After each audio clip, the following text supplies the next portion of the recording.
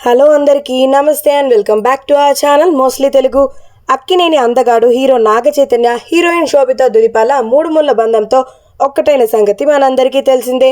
పెళ్ళై పక్షం రోజులు గడుస్తుండగా ఇంకా పెళ్లి ముచ్చట్లు సోషల్ మీడియాలో సందడి చేస్తూనే ఉన్నాయి. తాజాగా ఈ లవ్ బర్డ్స్ ని ఇంటర్వ్యూ చేసి వాళ్ళ ప్రేమ ప్రయాణం గురించి ఒక కథనాన్ని ప్రచురించారన్నమాట ఒక పత్రిక ద్వారా. దాన్ని నాగ చైతన్య రెండో భార్య శోభిత తన సోషల్ మీడియాలో పోస్ట్ చేసింది. అలాగే తెలుగు భాష గొప్పతనం గురించి కూడా ఆమె కామెంట్ చేసింది. దీంతో ప్రస్తుతం ఇది కాస్త వైరల్ గా మారిపోయింది. ఈ ఇంటర్వ్యూలో నాగ చైతన్య చాలా విషయాలు షేర్ చేసుకున్నాడు. ముఖ్యంగా శోభితతో తన ప్రేమ, ఆమెపై అభిమానాన్ని పెంచుకోవడానికి గల రీజన్స్ అయితే చెప్పాడు. శోభిత నిజాయితీ తనకు బాగా నచ్చిందని కామెంట్ చేశాడు.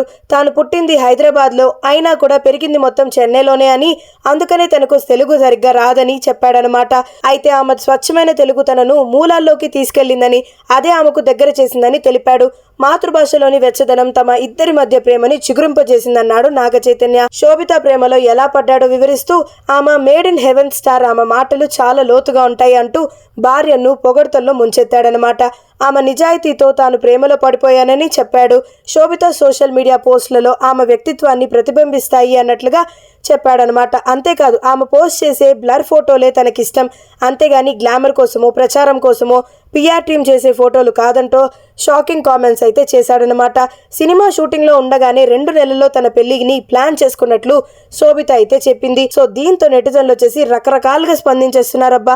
మామూలుగా కాదు, ఘోరంగా అనుకోండి. ఎందులో అయినా సరే సమంత తర్వాతే ఎవరైనా అన్నట్లుగా రకరకాలుగా కామెంట్లు చేస్తున్నారు.